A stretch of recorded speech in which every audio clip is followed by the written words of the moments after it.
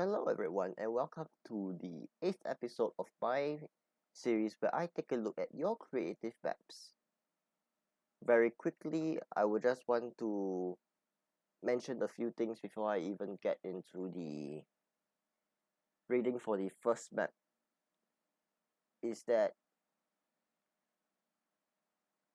I have actually mentioned in one of my community posts where I talked about rating maps that are perhaps of different categories or even from a specific creator.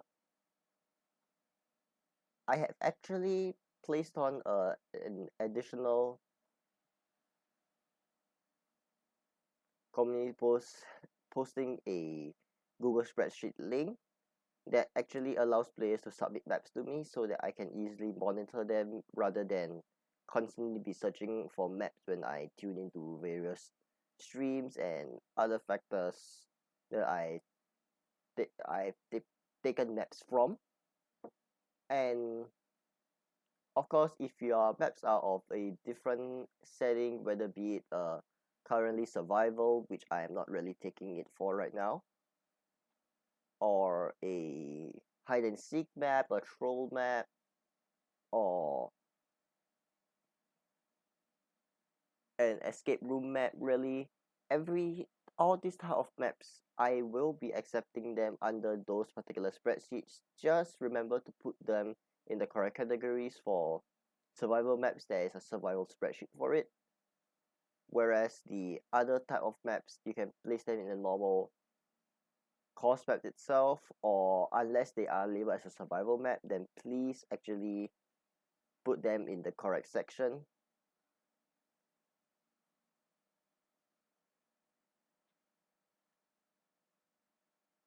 But however, do be warned that if you are talking about an escape room map, please actually place down the remark saying that those are escape room maps, or for example, if your map is a hide and seek map, place it down as a hide and seek map, because I really have different criteria for each of the following of an escape room map, a troll map, and a hide and seek map, because I find it unfair to judge maps based on the same criteria that I have done in order for the normal maps that I have rated thus far in this 7 episodes or 35 maps up until this particular moment when I'm addressing this.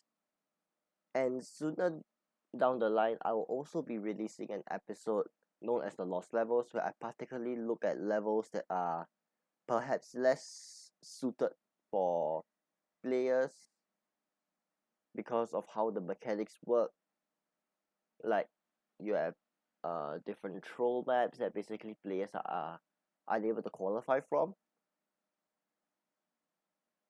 You also have maps like there's a different complete gameplay mechanic, like searching for eggs, like basically hunt rounds, or even, of course, the mechanics of how the Unity maps of Hoopsie Daisy or Hoopsie Legends are unaccessible to us players. But of course, regardless of all these prevalent issues, it is still indeed possible for me to create a separate grading scenario, and as well as putting it into one episode and giving my thoughts on them. So with that all mentioned and cleared up, we shall move on to the first round for today.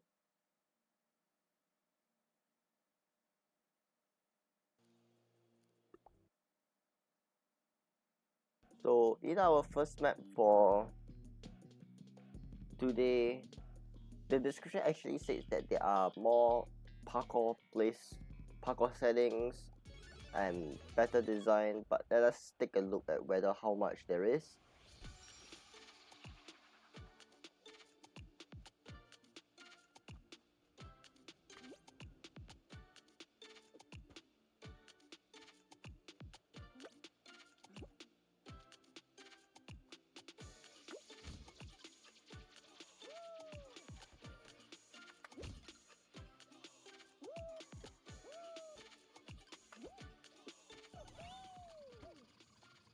So throughout this map, there's really not much to say, as this is more of a parkour navigation map compared to your other type of standard map.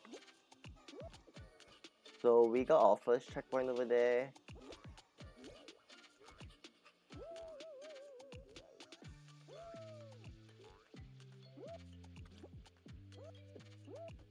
And unfortunately, I did not make the jump correctly, so I had to take a respawn. But regardless, I think players are able to see what is supposed to be done for that particular section.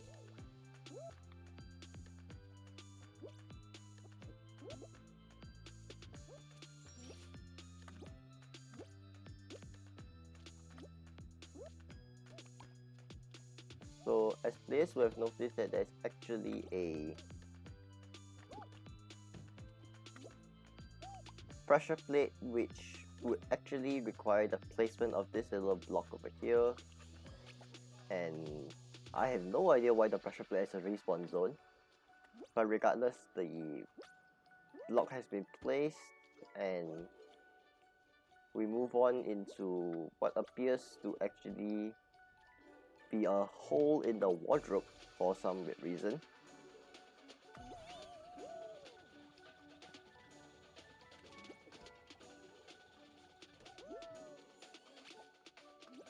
And one thing directly right now I can say is that upon taking this next speed up, I would say that the map can actually benefit from an additional checkpoint, because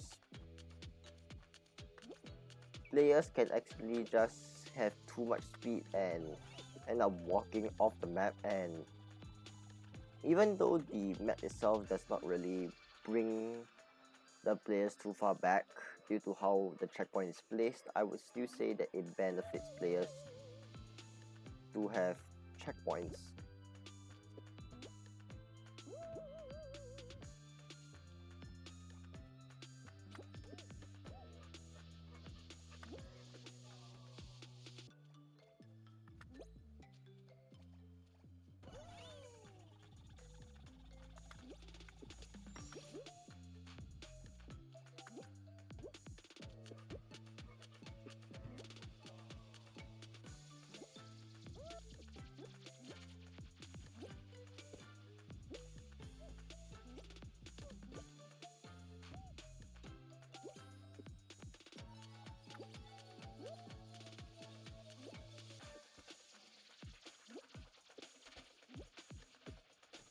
So now that I think we are in the toilet,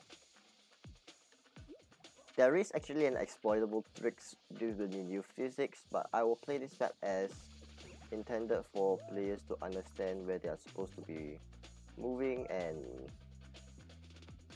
I just fell into the bathtub. That's not intended.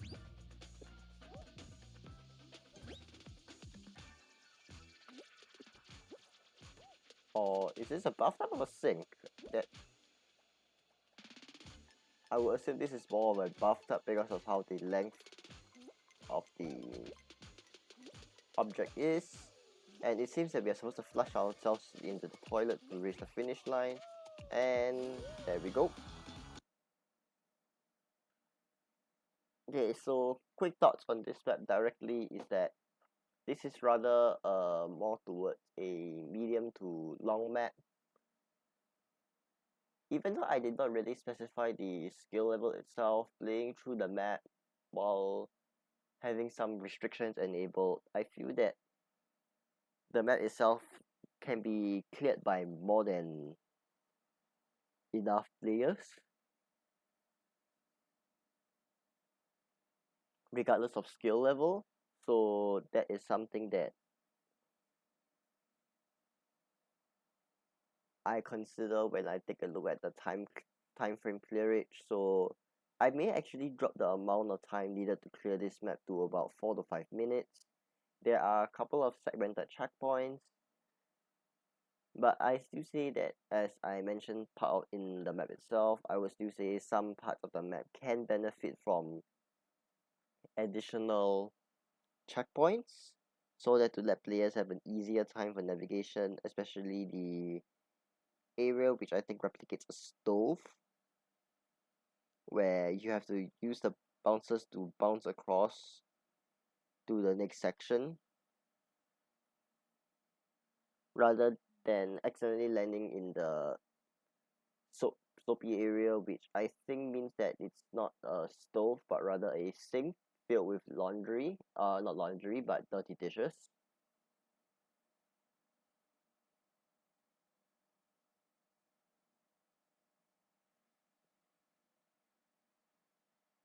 So with that, the rating that I'll be giving this map is a 6.5 out of 10 due to how perhaps some extra parts is a little bit more complicated, but of course this map is more intended for players who would know how to parkour.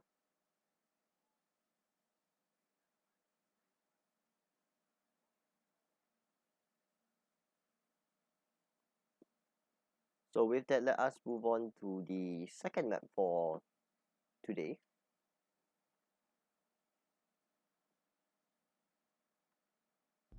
Alright, so this is our second map for today, and directly itself it seems that we are in for quite a fun round, but let us see how fun it can really be with some of the changes, I would say.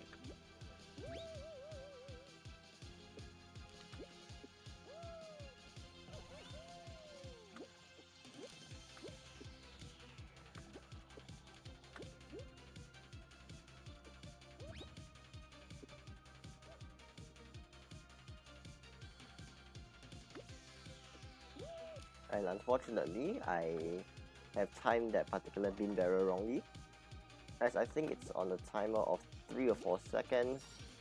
But regardless, we have finally reached our first checkpoint. The area for navigation up to this point is relatively easy to work with. I wouldn't say that they are too complicated.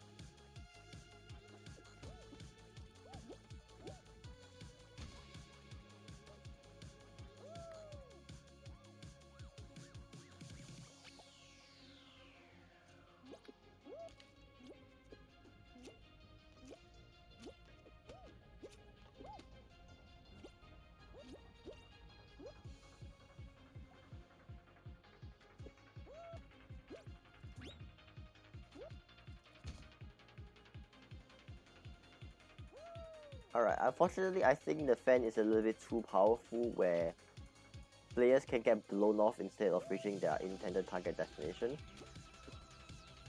But regardless, I would say that it is still easy to play through. And this is the second time this has happened, and it is near impossible for me to really stem my momentum to ensure that I don't get blown off the map.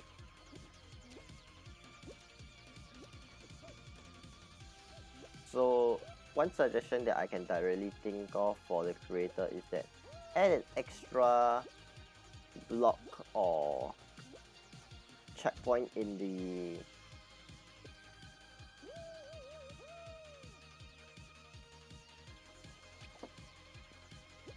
section itself that can allow players to quickly reset instead of retrying the section due to perhaps improved fan physics or improved fan strength that may not have been properly tested initially, or players will have to resort to getting hit by the rings like as what I did there, in order to ensure that they do not constantly retry that section due to unexplained errors. And this is something that I was not expecting I'm able to do, where I ended up on top of the what looks like a telescope. But regardless, it seems that the creator has already thought of this particular possibility, and additional navigation has already been placed to help players accordingly. So my thoughts for this map quickly, as you have noticed, is that it is rather a relatively short map itself. There are checkpoints for possible respawn areas, perhaps save for one area which involves the fan navigation through the various rings, which again, I think due to how the newer checkpoint zones function, it is possible to stretch one up higher into the air and allows for players to respawn accordingly.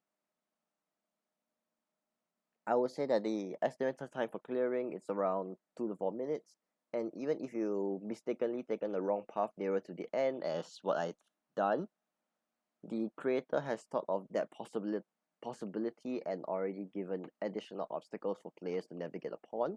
So that is definitely things that I look out for when it comes to different alternative routes and accidental mistakes that can happen. So quickly enough, I'll be giving this a rating of 7.25 out of 10 due to how simply stick the map overall really is. And quickly enough, nothing else much I can say about this map. And we shall move on to the third round for today.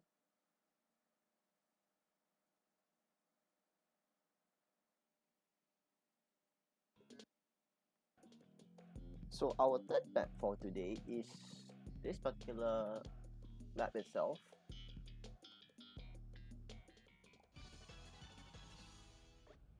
And honestly, the angle in which we start at, I have zero clue why it actually exists. Because there's instantly a checkpoint, perhaps I'm assuming is to prevent the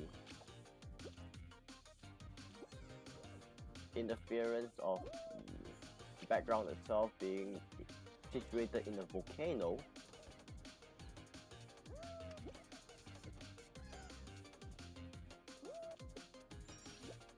Due to how the checkpoints are actually situated itself, and I think of only one possible start line, I wouldn't think that the other checkpoint is necessary.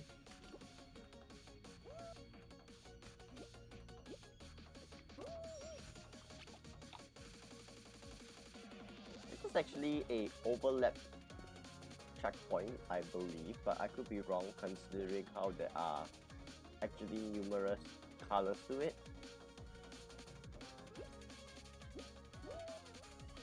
And my bean just got burned in the lava, but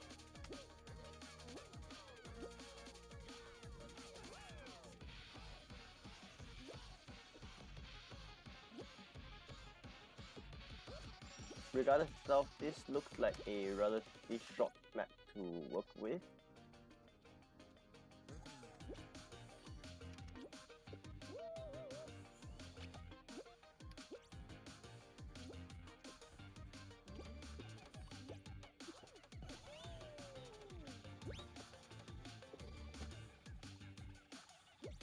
And one would think that by seeing a finish line over here, you'll be able to qualify, but this is the only thing that I have to say that is bad about this map, is that perhaps add a sign where the actual finish line is, because I know what is the purpose of this line over here.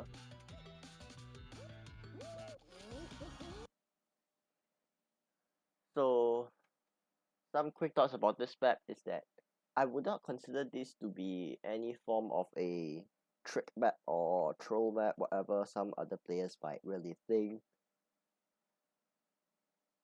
Because I understand the intention of the creator is to make this entire map feel more like a volcano theme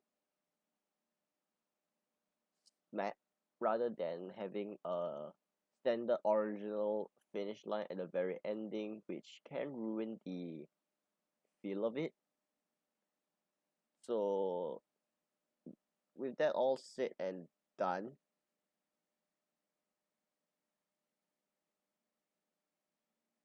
it is not impossible for the creator to really add some not so subtle hints for players to know where they are supposed to go if they do not want to ruin the overall feel of the map.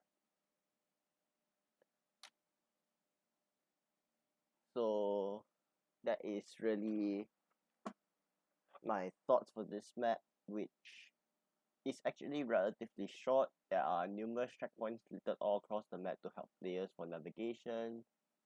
Time to clear is around 2 to 3 minutes rather as compared to my initial thoughts of 2 to 4 minutes.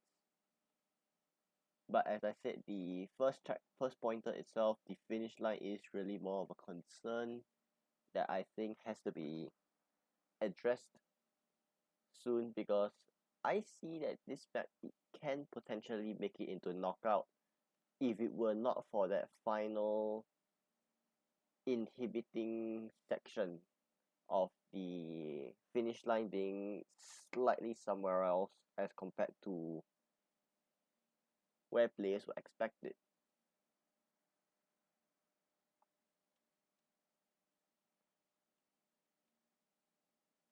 So my rating for this map will be a 7.45 out of 10. Is the map simple? Yes, it is simple even for newer players. There's also multitude of gameplay mechanics. It is just really the final checkpoint,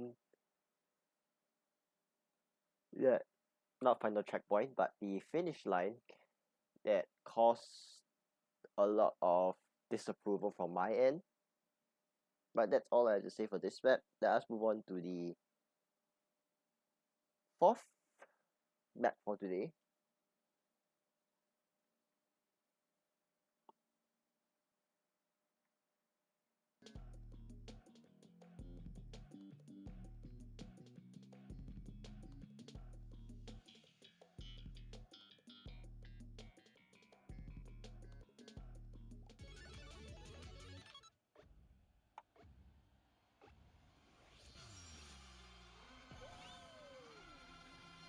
So quickly enough to say that there are really lots of different sweets or dessert like, or rather I should say the theme of this map is more towards the dessert type of obstacles.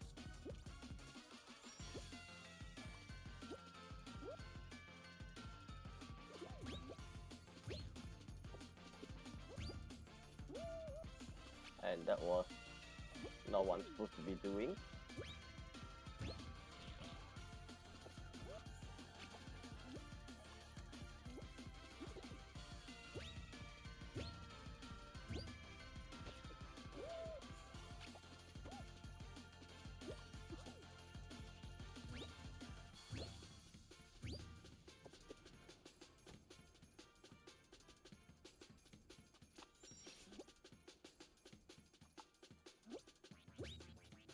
Relatively itself, I would say that this map is quite easy to work through.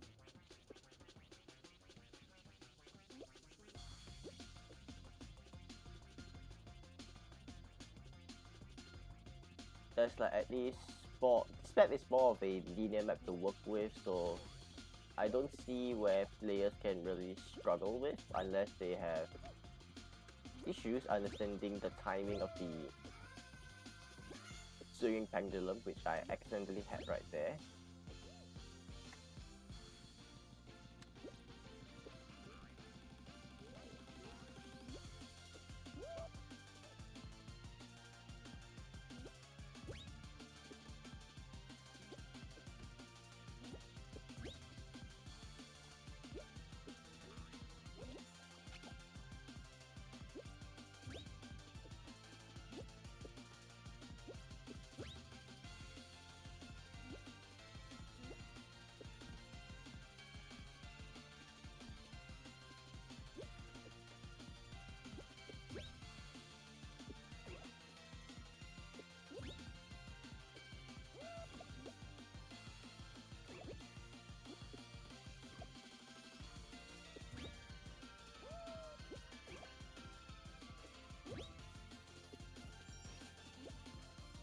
I really don't have much to say about this map because the map itself is rather linear and that's me messing around.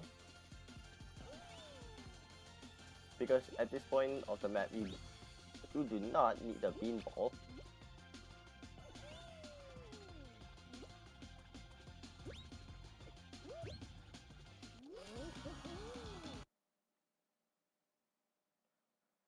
Alright, so my quick thoughts on the map itself, it is just a very short map itself, and obviously since I'm able to qualify from the map in accordance with the description of the map itself, I definitely did not eat the map itself in order to qualify. But regardless, I don't think beans can eat, despite I think on official social media where I think the game developers themselves tease that Fall Guy beans actually eat with their legs, which I have no idea where did that come from. But regardless, the map was definitely not eaten for this map to be qualified from. Time to clear for this map, I would say, is around 3 to 4 minutes, even with any mishaps or anything, which might be something that I tend to consider because of how unpredictable some maps can get at certain places where accidents happen or any other factors that perhaps players might eventually encounter. So my rating for this map is a solid 9 out of 10 because again, linear maps usually have a little bit more of an advantage because players know where they are supposed to go without saying, like, I think some of the earlier maps that I have actually rated are more of a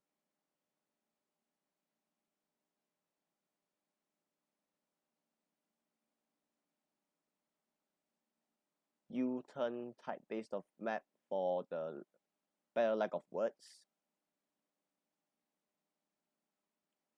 And quite simply enough, that is really a concern that I think players might have if they are unable to constantly rotate the camera, which might be an issue come with the release of mobile. But of course, phone navigation and console navigation are two entire separate platforms, and who knows, maybe players can actually impress me with how they navigate the game on mobile, because as of this particular episode's release, there's already been official confirmation as to whether mobile is coming, and it has been confirmed already with some specific codes that I will not reveal as I do not have access to them myself, or nor do I want to bring negative attention to them by any other people, where it has already caused several issues in the past, and my goal here is to just be rating maps, not to allow people to be targeted by any means.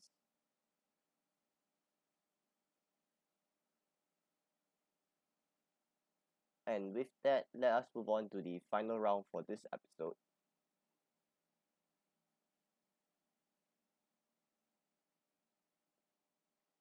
Alright, our final map for today is this particular map, and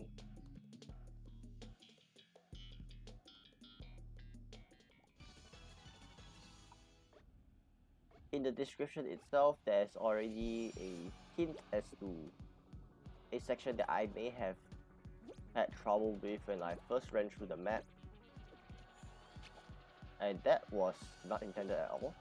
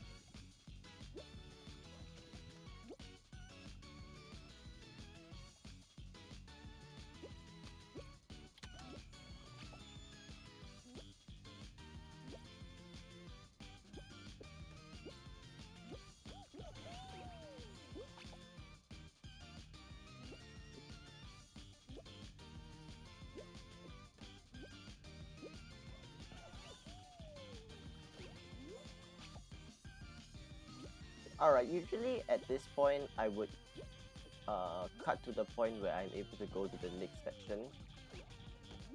But I think this is actually a thing to actually show to different magnitudes, because sometimes players can have trouble doing certain parts of the maps, and players might not instantly recognize it at a single instance.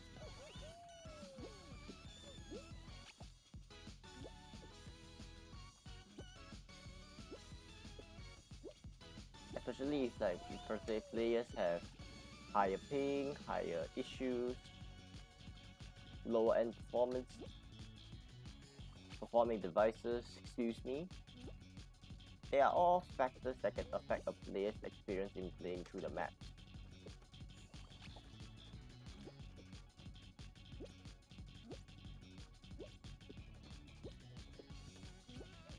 So this is not to say that the creator has done a bad job in the map itself. By all means, this is actually a wonderful volcanic theme map, but because of how certain factors can affect players' experiences, it can lead to maps accidentally obtaining a dislike due for factors that normal players would think is non-plausible.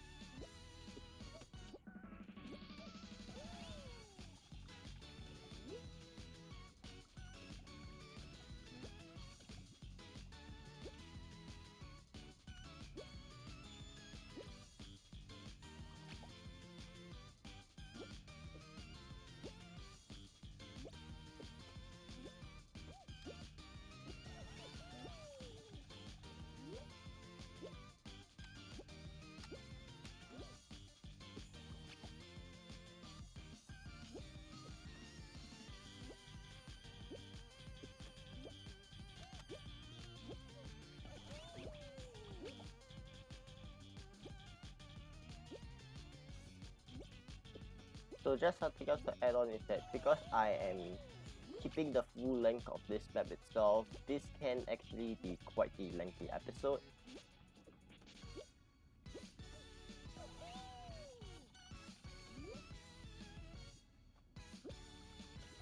Which my goal is to really show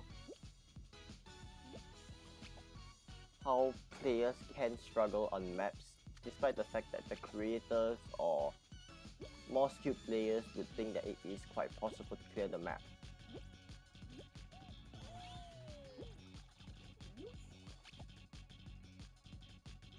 And if you were to ask me, am I able to clear this map on my normal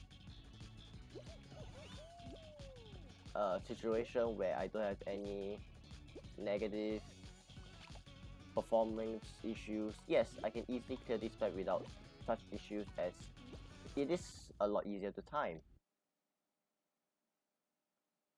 Of course, even though I did not qualify in this gameplay itself, I did already run through the map on my own spare time to give a fairer assessment of maps, which this is what I always do, because I cannot base a map on just one single playthrough. Because, like, I will get to my thoughts as well as to the original Unity maps, but that is later at near to the end. But regardless, this map itself, I would say that it is more to a short to medium map. The only thing that I think inhibits this map a little bit more is perhaps the potential lack of checkpoints at certain areas that can actually help players a little bit more.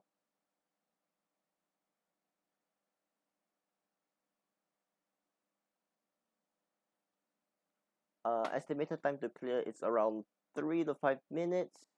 Regardless of the hints that are followed through by the player that has already been given by the creator, which often is not shown in normal creative maps, so that is something else entirely. But regardless, combining how the run that I'm able to qualify from and this map will be at a 8.35 out of 10.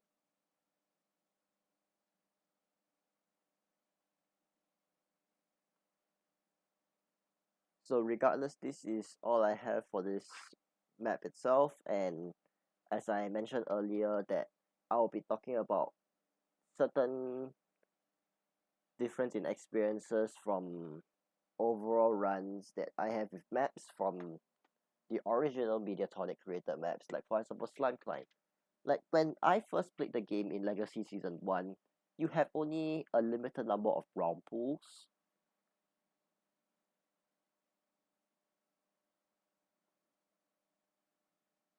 Like for the purposes of me mentioning just specifically me raiding course rounds, I would simply really stick to course rounds in this scenario, where some of the course rounds you have Slime Climb, the Whirly Gig, and some other maps like Gate Crash and everything else. If I were to bring the attention over to maps like Gate Crash, Whirly Gig, the checkpoints are placed in areas where people can in fact have difficulty with and constantly might have respawn issues.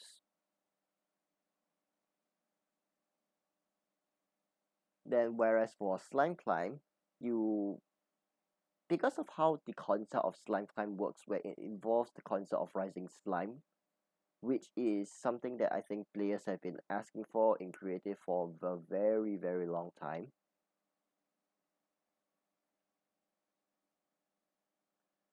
I would say that it is more towards of how the map works where you need to constantly adapt to understand how the map works. And this was something that initially when I first started, I was unable to do so because maybe control scheme wise I'm not used to the sensitivity or whatever other reasons that I might have. But essentially it is similar to the last map that I've rated, and players have to constantly adapt, yes, but without a prohibiting factor like rising slime, I would say that maps should be like Whirly Gig or Gate Crash where at least checkpoints are placed at specific areas where players can struggle at the most. Not saying that the design has to be based on the old maps that have been designed, because I don't feel that is entirely necessary. Because maps that are created by the developers themselves are just inspirations for us all in like coming to design better looking maps that are easy to qualify from, and some other factors that is always present without us actually noticing.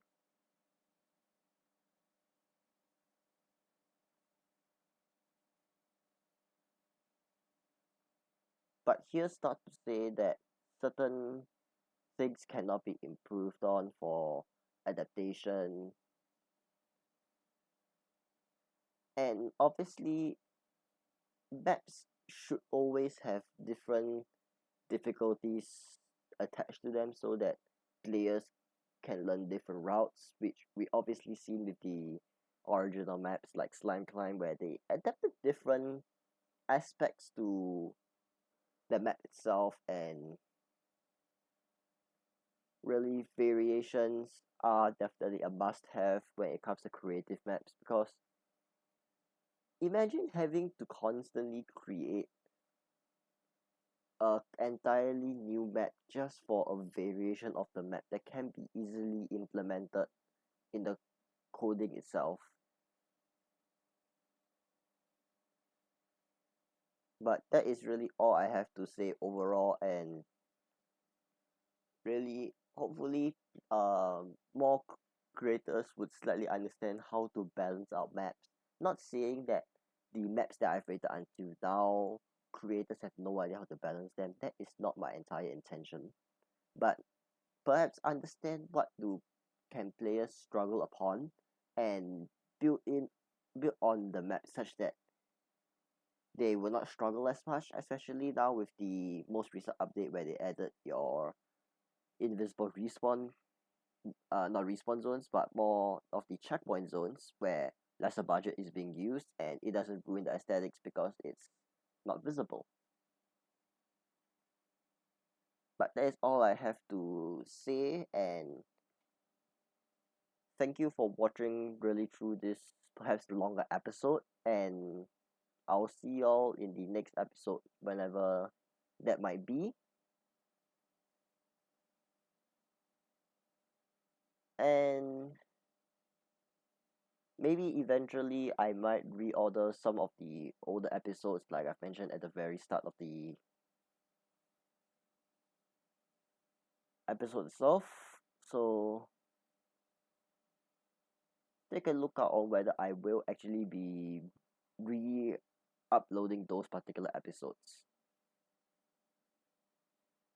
Catch you all later.